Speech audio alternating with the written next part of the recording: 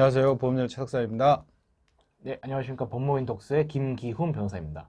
오랜만에 왔습니다. 김기훈이라 너무 바쁘셔가지고 네. 우리 얼마 전에 찍은 줄 알았는데 벌써 5개월이 됐다고 합니다. 네, 얼마 전에 찍은 줄 알아가지고. 네. 자, 오늘은 요즘 계속 보험업계 이슈가 돼 있는 것들이 있는데 지점장들, 보험회사나 지회에 영업하시는 지점장들에 대한 근로자성 이슈가 계속 논란이 많아요. 네, 어떤 맞습니다. 때는 부인을 했다가 또 인정했다가 했다가 뭐 막 헷갈려요. 어쩐 이게 그래서 몇 번 우리가 기사도 냈고 칼럼도 이렇게 썼는데 저도 좀 정리가 잘 안 되고 그래서 한번 좀 이제 근로자 인정이 되면 지점장 입장에서는 나도 해볼까 이런 생각이 들고 네, 또 맞습니다. 보험사나 아니면 특히 지회 같은 경우에는 좀 걱정이 되겠죠. 네. 지금까지 쓰고 있던 지점장이나 지사장이 근로자장이 인정이 됐다 하면 이거 어떡하냐. 이게 이제 퇴직금부터 시작해서 이제 클 가능성이 많이 네, 있고 맞습니다. 준비를 하나도 안 하고 허술하게 조직 관리를 좀 했으니까 그래서 한번 요걸 깔끔하게 좀 짚고 넘어가자 해서 준비를 했습니다. 일단 근로자라는 그 정의는 뭐죠? 근로자. 네. 노동자, 근로자? 네, 일단 근로자라고 네. 생각하면 어떤 걸 근로자라고 부르는 것 같습니까? 대표님 생각하시기에. 그냥 근로소득세 내는 사람. 그러니까 일반적으로 이제 근로계약을 체결하고 매일 이제 정해진 장소에 출근을 해서 네. 담당 업무를 수행하고 그에 따른 보수를 받으면 근로자구나 라고 생각하는 게 대부분인 것 같습니다. 근데 설계사는 근로자냐? 이건 아닌 것 같다 딱 생각하는데 그럼 지점장은 근로자냐? 네. 그래서 그런 것들이 좀 헷갈리는 애매하죠. 거죠. 예, 예, 매일 예. 출퇴근을 한다. 예, 또 도수를 받는다. 예, 그 자유롭게 업무를 수행하는데 예. 또 업무는 지시가 있다. 그러니까 너무 애매한 것들이죠, 다. 예. 그래서 이런 것들을 예. 종합적으로 봤을 한번 때 보자. 어떻게 근로자가 무엇이냐는 솔직히 헷갈릴 수밖에 없는 그럼 것 같습니다. 정의는 근로가 일하려면 이제 매일 일하러 왔다 갔다 해야 되는 거죠. 그럼, 네. 자, 그러면 회사 업무를 출퇴근하며 수행한다 이런 측면에서 그럼 임원은 근로자죠. 그렇죠. 임원진들이 근로자이냐 이것도 또 단언할 수가 없는 거죠. 아. 일반적으로 봤을 때 임원은 임시직원, 그럴 임시 수도 근로자. 있죠, 예. 그러니까 이게 지금 대표님이 생각하신 것처럼 일반적으로 이 예. 근로자가 어떤 게 근로자인지에 대해서 예. 헷갈려 하시는 분들이 많은 예, 것 예. 같습니다. 그러니까 이 근로자에 대해서 다툼이 많은 부분은 일단 핵심은 이겁니다. 근로기준법상 근로자인가. 이게 이제 바로 저희가 항상 얘기하는 그렇지. 근로자성. 법상에. 네. 예.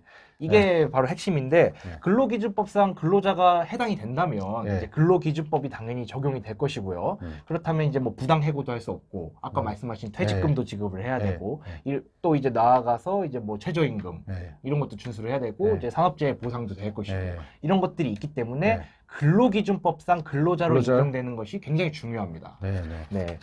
근데 이제 근로기준법상 근로자에 해당하는지 여부 그거에 대해서 이제 대법원이 판시한 것이 있는데 네. 그냥 먼저 이제 간단하게 말씀을 드리자면 네. 결과적으로 형식은 중요하지 않다. 네. 너가 지점장인지 네. 지사장인지 뭐 네. 위탁 계약을 네. 체결했는지 위촉 네. 계약을 체결했는지는 네. 중요하지 않다. 실제 그렇죠. 내용이 중요하다. 실질적으로 근로자인지 네. 그게 이제 굉장히 중요하다라는 겁니다. 그러면 실질적으로 근로자인지를 판단하는 거는 이게 지점장 SM 뭐 임원 이게 중요한 게 아니고 실질적으로 근로자 판단할 네. 기준이 있어요? 네, 그 실질적으로 결국 네. 임금을 목적으로 네. 이제 종속적인 관계에서 사용자에게 근로를 제공했느냐.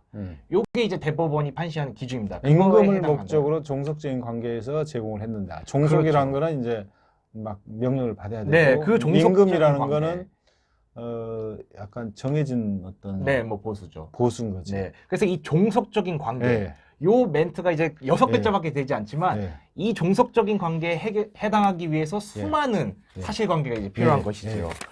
종속적인 관계. 그러면 자, 그럼 이게 정리를 할 수 있나요? 몇 가지를 그냥 근로자성이라 하면 종속적인 관계. 그렇죠. 이제 헷갈리죠.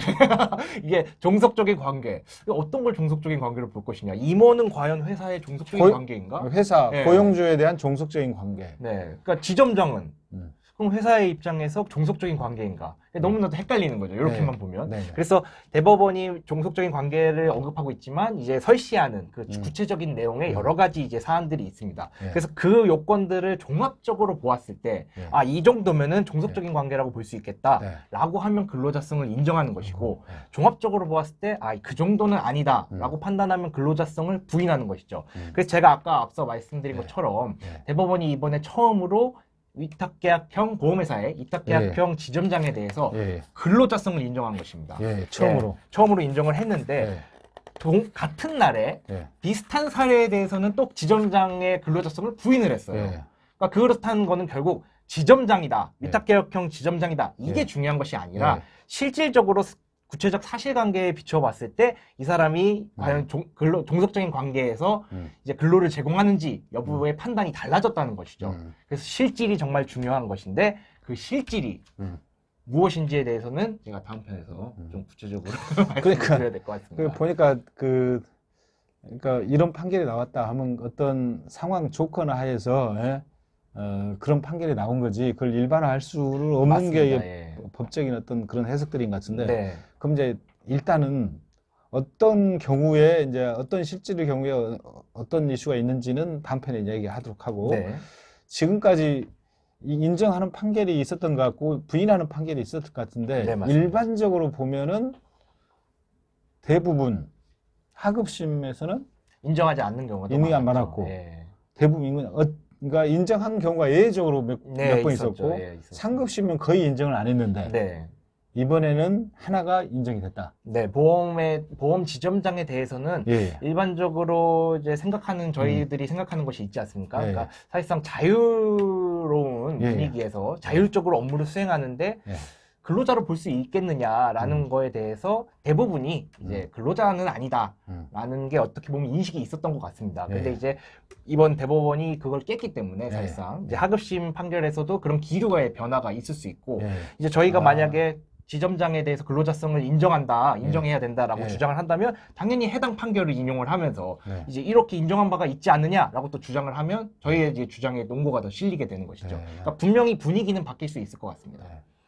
근데 이제 지금 있는 지점장들은 이 대부분 판결을 거울 삼아서 뭔가 적응해서 큰 보험사들은 관리를 할 거라고요. 그렇죠, 맞습니다. 네. 그런데 그 과거에 이 판결이 나지 않았을 때 나는 여기에 근로자성에 해당된 것 같다고 소송하려면 뭔 기간이 있어야 돼? 일단 그 뭐죠? 그보다 저쪽 그런 거라기보다는 이제 근로자성을 인정받아서 내가 얻을 수 있는 혜택이 무엇이냐 네. 이거에 이제 집중하셔야죠. 네. 대부분은 퇴직금입니다.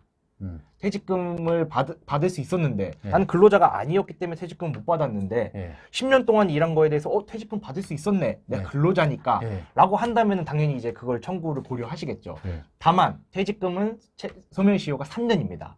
그래서 이제 퇴사한 뒤로 3년이 이상 지났다면 안 된다. 사실상 실익이 없지 않는가. 아까 그 네. 이야기구나. 그래서 소멸시효가 제가 퇴직금 칼럼으로도 이슈니까. 이 근로자성에 대해서도 한번 작성을 한 뒤로 네. 이제 저한테 연락이 많이 오셨는데 그래요? 3년이 도가신 분이 꽤 많이 전화가 오셨습니다. 그래서 이제 퇴직금 받을 수 있냐? 딱 이렇게 말씀하셨는데 네. 얼마나 되셨죠? 했더니 네. 5년, 10년도 되신 분이 계시더라고요.